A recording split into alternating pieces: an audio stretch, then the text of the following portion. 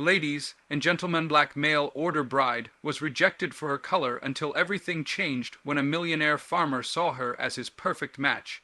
You're Amara Wilson. The man swallowed hard, his face turning pale as if he had seen a ghost in broad daylight. This isn't going to work. You didn't mention that you were black. Amara finished the sentence Harold Pierce couldn't bring himself to say, her heart sinking as she stood on the station platform. The delicate hat she had bought, especially for this moment, now looking like a ridiculous detail amid the humiliation. 3 weeks of travel, 6 months of passionate letters, a trunk full of hopes, and the promise of a new beginning away from the discrimination of the big city. All of that crumbled in seconds the moment Harold finally laid eyes on her. "In your letters you wrote so well, I imagined," he stammered, taking a step back, the bouquet of flowers wilting visibly in his sweaty hand. "Couldn't you have warned me?" Amara took a deep breath, gathering every ounce of dignity she had left. "Tell you what exactly? That my skin is as dark as night, but my feelings are as real as yours. You never asked." Harold looked around nervously, noticing the curious glances of passengers and station employees. In the small town of Riverbrook, a well-dressed black woman was already attracting attention. A black woman being publicly rejected by a white man created an irresistible spectacle. "You have to understand my position, the community here, my business," he muttered, taking another step back. "I can pay for your ticket back. You seem educated. I'm sure you'll understand."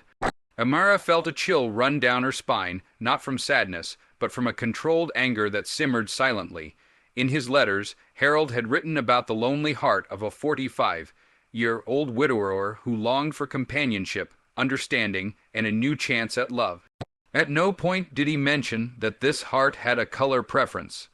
"I spent all my savings to get here," she said, her voice steady despite her inner trembling. "I have nowhere to go back to." Harold reached into his pocket and pulled out some crumpled bills. "This should cover a place to stay for a few days until you work things out." That's when a deep voice cut through the tense air like thunder on a clear day. "Is that your solution, Pierce? Throw money at the problem and hope it goes away like it always does." A tall man appeared behind Harold, his piercing eyes fixed on the merchant, who now seemed to shrink in size. He was dressed in simple but visibly expensive clothes, the kind of simplicity that only the truly wealthy can afford to display. His sunt and face betrayed a life spent outdoors, but his posture exuded unquestionable authority. "This is none of your concern, Maxwell," Harold replied, but his voice betrayed his uncertainty. "It becomes my concern when I watch a man I've known for 15 years behave like a coward." The man named Maxwell turned to Amara, his gaze softening slightly. "Miss, allow me to introduce myself. Alexander Maxwell. I have a property just outside the city."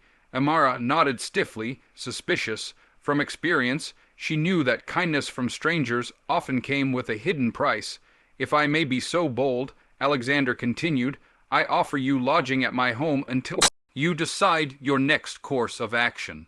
We have guest rooms that are rarely used, and my housekeeper would be delighted to have company." Harold visibly choked on the offer. "Maxwell, you can't be serious. What will people say?"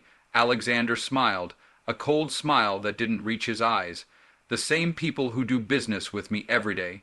The same people who depend on my land for their livelihood. I'm curious to hear what they would say." Harold palled even more, understanding the implied message. Alexander Maxwell wasn't just a farmer, he was the farmer owner of half the productive land in the region. What no one at that station could guess was that while Amara wavered between wounded pride and practical necessity, she carried with her not only a trunk of clothes, but also a secret that would forever change the balance of power in that small community.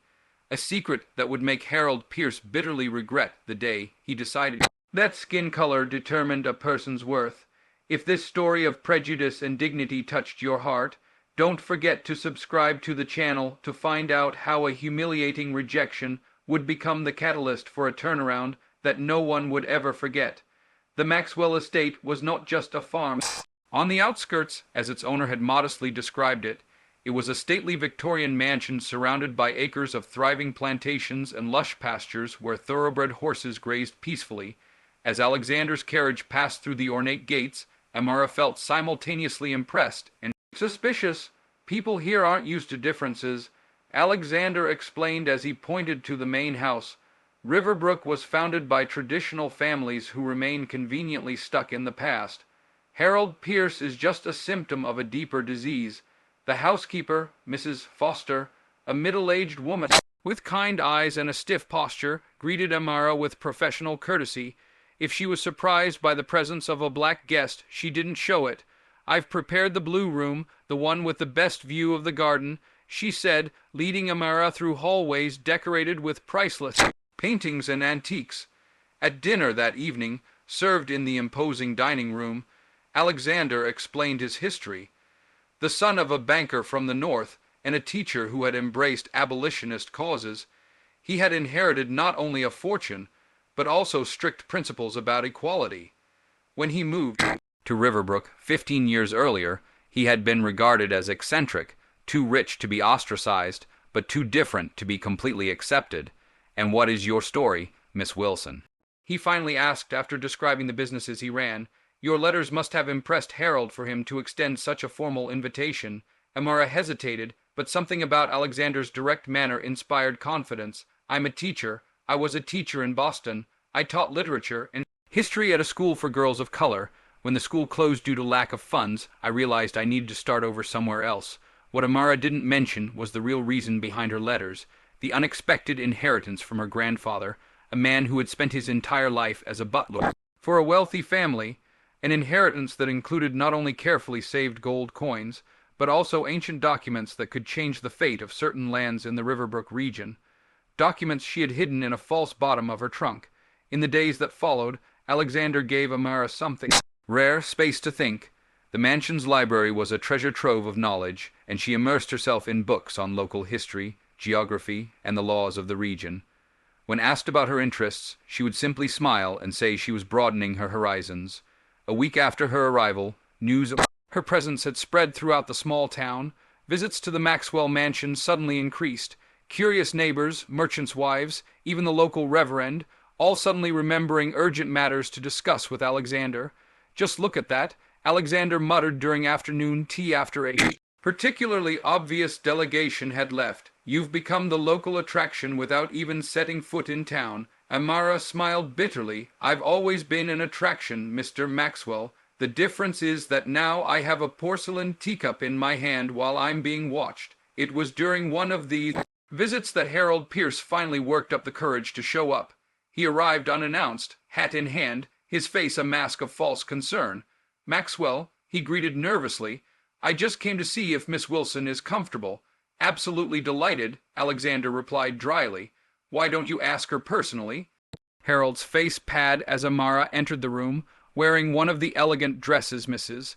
Foster had altered for her, no longer the exhausted, humiliated woman from the station, but a lady who moved with confidence and purpose. "Mr. Pierce," she greeted him coldly. "What an unexpected surprise, Miss Wilson." Harold fiddled with his hat in his hands. "I came, that is, the community is concerned about my well-being. How kind of them about your situation." Harold glanced at Alexander. "It's not proper for an unmarried woman to remain in the residence of an unmarried man, especially when she's black," Alexander finished, his voice dangerously soft. "Go on, Pierce. I'm curious to hear how you intend to finish that sentence." Harold swallowed hard. "The church committee is considering options to help her return to Boston. A collection is being organized." Amara smiled, the kind of smile that didn't reach her eyes. "How generous, but I'm afraid my plans have changed. I intend to remain in Riverbrook indefinitely." Harold's eyes widened. "That's impossible. You don't know anyone here. You have no job, no family." "I have a job," Amara replied calmly. "Mr. Maxwell has kindly offered me the position of librarian on his estate. Apparently, generations of Maxwells have accumulated books without ever organizing them properly." Harold looked at Alexander with a mixture of shock and barely contained anger. "You can't be serious." Alexander shrugged. "I've never been more serious. Miss Wilson is educated and competent. My library has never been in better hands." What Harold didn't realize as he stumbled through increasingly feeble protests was the true significance of that job. The Maxwell Library didn't just contain classics of literature, it also housed land records, legal documents, and the complete history of the region, including details that many traditional families would prefer to keep buried. When Harold finally left, defeated and furious, Alexander watched from the window as he hurried across the garden. He and LT, Unc and GT, LL try to make your life difficult, he remarked. The little humiliation you inflicted on his ego today will not be forgotten. Amara nodded, a new determination shining in her eyes. Let him try. While he's busy spreading petty rumors, I'll be digging much deeper than he ever imagined. What Harold Pierce couldn't know, what no one in Riverbrook could guess, was that the hours Amara spent in the library had a very specific purpose. Amid yellow documents and dusty records, she was beginning to piece together a puzzle that would reveal an uncomfortable truth. Riverbrook's traditional founding families, including the Pierces, had built their fortunes on land that did not rightfully belong to them. And while the local society was abuzz with rumors about the woman of color staying at the Maxwell mansion, Amara was quietly setting the stage for a revelation that would shake the community to its very core. 2 weeks later, the small hall of Riverbrook's town hall was overflowing. An emergency call had brought together the founding families, local merchants, and farmers from across the region. At the center of the commotion, Harold Pierce gestured wildly, his face red with indignation. It's an outrage. Maxwell is openly defying our traditions by keeping that woman on his property. Decent families are concerned about rumors of inappropriate behavior. As murmurs of agreement rippled through the room, the doors swung open.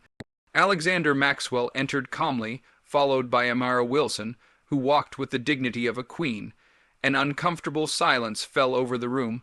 I appreciate the invitation, Alexander said, his voice firm, reaching every corner of the hall. Although I must correct a misunderstanding, Miss Wilson is not here as my guest, but as the legal representative of a matter that deeply concerns all of you. Harold laughed nervously. Legal representative? A woman of color with no education or authority. Maxwell, have you completely lost your mind? Amara opened her briefcase methodically. Actually, Mr. Pierce, in addition to being a certified teacher, I have legal power of attorney as a direct descendant of Joseph Freeman. The name struck like lightning in the silent hall. The older faces palled visibly. Joseph Freeman doesn't exist, Harold retorted quickly. He's an urban legend. Curious, Amara replied, removing yellow documents from her briefcase. Because I have here the original deed signed by the governor in 1866, granting Joseph Freeman, my great-grandfather, and a man freed after the Civil War, the land that today constitutes approximately 60% of Riverbrook, including your store, Mr. Pierce. Judge Thornton adjusted his glasses to examine the documents Amara now presented. This looks authentic. It's a forgery, Harold shouted, but his voice trembled. The supporting records are here, Amara continued, unperturbed, including the account of how Joseph Freeman was forced to flee after attempted lynchings in 1870, and how the founding families divided his land among themselves, forming what they called the Riverbrook Property Committee. Alexander then spoke. The Maxwell Library keeps copies of all land records in the region.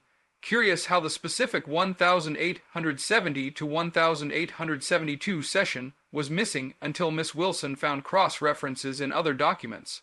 Reverend Miller, an elderly man, bowed his head. My father mentioned that story. He said it was a sin buried deep. We're not here to punish the descendants for the sins of their ancestors, Amara declared. I'm proposing a deal, the creation of a community foundation that benefits all citizens of Riverbrook, especially for education and affordable housing. Harold Pierce laughed nervously. That's absurd. No one will believe this charade. That was when Attorney Jeff, a respected state lawyer, entered the hall. The documents have been verified by the State Historical Records Commission.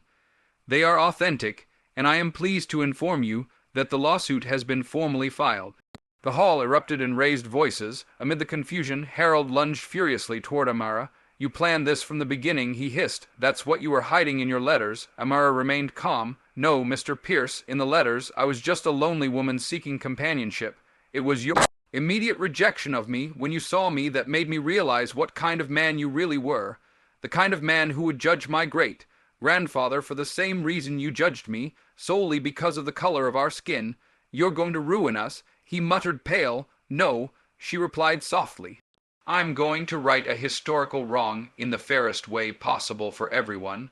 The difference between us, Mr. Pierce, is that I've faced discrimination my entire life, and yet I don't wish anyone to lose their home, not even you.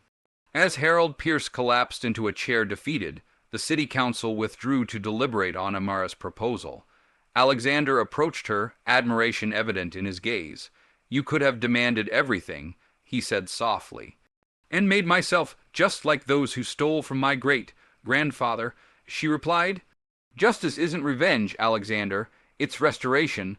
What no one in that room could imagine as they watched the woman they had rejected and underestimated was that the true transformation of Riverbrook was just beginning.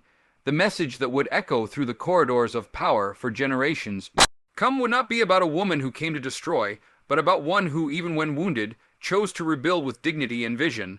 And while Harold Pierce faced the ruin of his reputation, Amara Wilson and Alexander Maxwell exchanged a look that held promises far beyond land and documents, a look that spoke of a future where belonging would no longer be a matter of color, but of character. 6 months after that historic meeting at City Hall, Riverbrook had been transformed. The Freeman Foundation, established with funds recovered from historical injustice, was already funding scholarships for disadvantaged youth and community improvement projects. At the center of this transformation was Amara, not as a vengeful figure, but as a visionary who saw beyond the pain. Harold Pierce's former store now housed Riverbrook's first public library, ironically, a place where forgotten stories could finally be told. Harold himself had left town weeks after the revelation, selling his properties for a fraction of their value and leaving without saying goodbye. Rumor had it that he was working as a clerk in a neighboring town. His pride is diminished as his bank account. You could have destroyed him completely, Alexander remarked one fall afternoon as they strolled through the gardens of her estate, now partially converted into a cultural center. Most people would have demanded every last penny. Amara smiled, watching children playing on lawns that had once been the exclusive territory of the elite. Revenge would have given me satisfaction for a day. This, she gestured to the space around her, will give us satisfaction for generations. News of the Freeman Aries had spread beyond Riverbrook, attracting journalists and historians interested in documenting similar cases of historical land injustice. Amara received invitations to speak at universities, sharing not only her personal story, but the legal methodology she had used to re-establish the truth. During a celebratory dinner in the main hall of the Maxwell Mansion, now officially named Freeman Maxwell House, after the discreet marriage of its owners, Judge Thornton raised his glass in an unexpected toast. To the woman who taught us that justice is not just a legal concept but a daily practice, he declared, his voice breaking with genuine emotion. When Amara arrived in our town, we thought we knew exactly who she was based solely on her appearance. What a humbling and necessary lesson we learned. At his side, Martha Webb, now principal of the new community school, nodded vigorously, and to think it all started with a cruel rejection at the train station.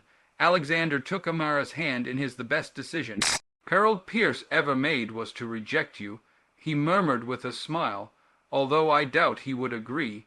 In the old Central Square, where once only traditional families were celebrated, a new monument had been erected, not a grand statue, but a simple bronze plaque telling the story of Joseph Freeman, and how his unjustly taken land had finally returned to its purpose of serving the entire community. As night fell over Riverbrook, Amara watched the city lights from her new porch. She had arrived as a rejected stranger, a black woman deemed unfit to belong. Now she was not only accepted, but respected, not for bowing to the expectations of others, but for standing firm in her principles. When Alexander joined her with 2 cups of tea, Amara reflected on the journey that had brought them there. You know what's ironic, she said. Harold rejected me because he couldn't imagine sharing his life with someone who didn't fit into his narrow world. In the end, that's exactly what destroyed him, while you thrived because of exactly what he despised, your strength, your history, your truth, Alexander added. Lesson Riverbrook learned, and one that would echo for generations, was simple but profound. When we judge someone based on superficial characteristics, we not only deny their humanity, we blind ourselves to the extraordinary value they could bring to our lives. And as Amara Wilson Maxwell watched the moon rise over the city that had once rejected her, she knew that true revenge had never been about punishing Harold Pierce. It was about building something so beautiful, fair, and lasting that his rejection would become nothing more than a footnote in the much larger story that was being written. If this story of overcoming prejudice and achieving justice with dignity touched your heart, don't forget to subscribe to the channel for more inspiring stories that remind us that our differences are not obstacles, but sources of strength that can transform entire communities. Peace. Heat of the afternoon still clung to the air as Amara Wilson stood in front of Riverbrook's courthouse, watching as the people who once whispered behind her back now offered nods of respect. Just months earlier, she had arrived as an outsider, a black woman with nothing but a trunk, a few saved coins, and letters full of hope. She had been humiliated, dismissed, and judged not for her intellect or integrity, but for the color of her skin. Yet in that very rejection, a fire had been lit. Her strength had not come from revenge, but from the unshakable dignity of her ancestors. She didn't scream or demand destruction. She studied, she uncovered truths, she stood firm in rooms built to exclude her, and in doing so, she became a catalyst for something no one in Riverbrook had expected: transformation. Now her name was not a whisper of shame, but a symbol of pride. The woman they had tried to send away had become the architect of their future. The broken past had been confronted, not with hatred, but with vision, and from that vision, justice had bloomed, not just for her, but for generations who would never again doubt their worth.